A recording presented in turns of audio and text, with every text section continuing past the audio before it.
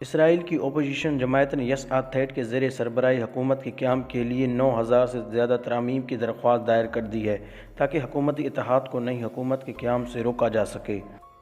Reports کے مطابق آدھی سے زیادہ ترامیم یس آرتھیٹ کے نام سے مشہور اسرائیلی رکن پارلیمنٹ کے مکی لیوی نے پیش کی ہے، جس پر ایک طویل سیزن میں بحث کی جائے گی، کیونکہ اسرائیل کی قانون کے تحت ہر ترمیم پروموٹ سے قبل پارلیمنٹ کے ہر دھڑے کو اس پر بولنے کا بھرپور حق حاصل ہے۔ اگر بل کو جمعرات کی رات سے قبل منظور نہیں کیا گیا تو حرف جماعت بلو اینڈ وائٹ نے کہا ہے کہ وہ بنجامن نیتن یاہو کی حکومت کے قیام کی تجاویز نہیں دیں گے اور نتیجتاً اگست میں حکومت کے قیام کے لیے اسرائیل میں چوتھا الیکشن ہوگا۔ اس بل کی راہ میں حائل پہلی رکاوٹ اس وقت دور ہو گئی تھی جب 72 اراکین پارلیمنٹ نے اس کے حق میں ووٹ دیا تھا، جبکہ 31 اس کی مخالفت کی تھی۔ اس پر بلو اینڈ وائٹ کے ایٹن گریگل کی سربراہی میں قیام پارلیمنٹ کی خصوصی کمیٹی میں دوبارہ بحث کی جائے گی اور جس کے بعد حتمی 2 ووٹس کے لیے اسے دوبارہ پارلیمنٹ میں لایا جائے گا۔ نیتن یاہو پر فرد جرم عائد کرنے والے اٹارنی جنرل اوچی نے مڈل مبلس عدالت میں اپنے بیان میں کہا ہے کہ مجرمانہ الزامات کے باوجود نیتن یاہو کی حکومت کے قیام میں انہیں کوئی قانونی پیچیدگی حائل ہوتی نظر نہیں آ رہی۔ گزشتہ ماہ اسرائیل کے وزیر اعظم نیتن یاہو نے ملک میں طویل عرصے سے جاری سیاسی کشیدگی اور عدم استحکام کو اس وقت ختم کر دیا تھا جب انہوں نے اپنے سب سے بڑے سیاسی حریف بینی گینٹس کے ساتھ معاہدہ کرتے ہوئے ایک بار پھر وزارت عظمیٰ کا اہم عہدہ حاصل کر لیا تھا۔ دونوں فریقین میں جو معاہدہ ہوا تھا، ان کے تحت پہلے 18 ماہ تک نیتن یاہو وزیر اعظم رہیں گے، جس کے بعد دوسری مدت کے لیے بینی گینٹس کو وزیر اعظم بنایا جائے گا۔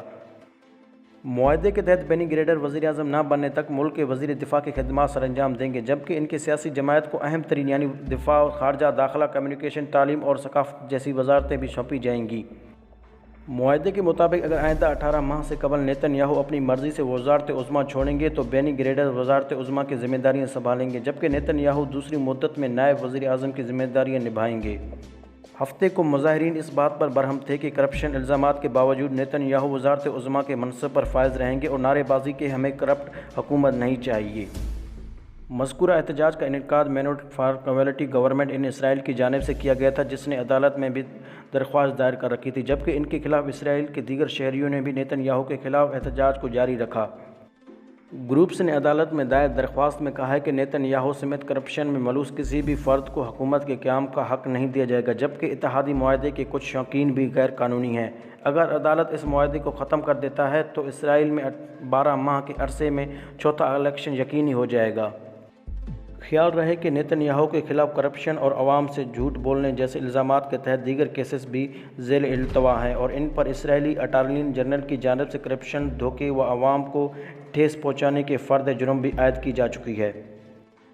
نیتن یاہو کے خلاف انہی الزامات کے تحت مئی کے مہینے میں اسرائیلی عدالت میں ٹرائل ہونا تھا، تاہم کورونا وائرس کی وجہ سے عدالتوں کو بند کیے جانے کی وجہ سے اب یہ ممکن نہ ہو سکا، تاہم اس حوالے سے تاحال کوئی وضاحت سامنے نہیں آ سکا۔ اب نیتن یاہو کے دوبارہ وزیر اعظم بن جانے کے بعد خیال کیا جا رہا ہے کہ ان کے خلاف ٹرائل شروع نہیں کیا جائے گا۔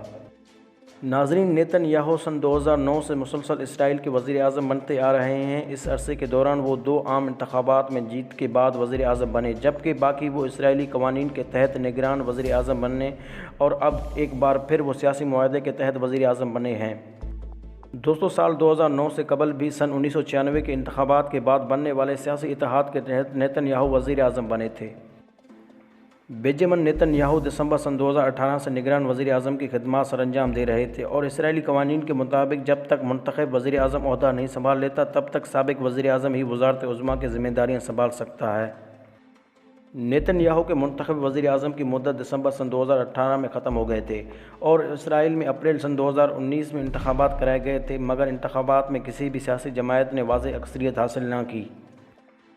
بعد ازاں سیاسی جماعتوں کی جانب سے اتحادی حکومت بنائے جانے پر اتفاق نہ کیے جانے کے بعد دسمبر سن 2019 میں ایک ہی سال میں دوبارہ انتخابات کرائے گئے، مگر ان انتخابات میں بھی کسی جماعت نے واضح اکثریت حاصل نہ کی تو ملک میں تیسری بار انتخابات کرانے کا اعلان کیا گیا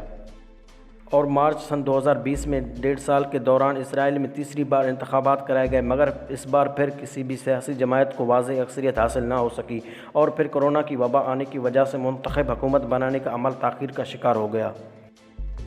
مارچ سن 2020 میں ہونے والے انتخابات میں نیتن یاہو کی جماعت لیکوڈ اور بینی گریٹر کی جماعت بلو اینڈ وائٹ نے ایک جتنی ہی نشستیں حاصل کی تھیں، مگر دونوں جماعت کسی تیسری سیاسی جماعت کے ساتھ مل کر حکومت بنانے میں ناکام ہو گئی تھیں۔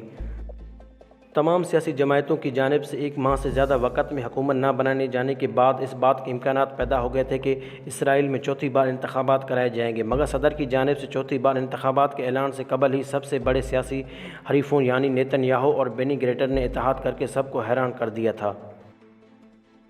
ناظرین، آپ لوگ اس معاملے کے بارے میں کیا رائے رکھتے ہیں؟ کمنٹ باکس میں آپ لوگ اپنی قیمتی رائے کا اظہار کریں، کیونکہ آپ لوگوں کا رائے ہمارے لیے مشعل راہ ہے۔ ویڈیو پسند آنے کی صورت میں اس چینل کو سبسکرائب کریں، اس ویڈیو کو لائک کریں، شیئر کریں اور کمنٹ باکس میں آپ لوگ اپنی قیمتی تجاویز سے ضرور آگاہ کیجیے گا۔ ایک اور نئے ویڈیو تک آپ کا، ہمارا، ہم سب کا خدا نگہبان۔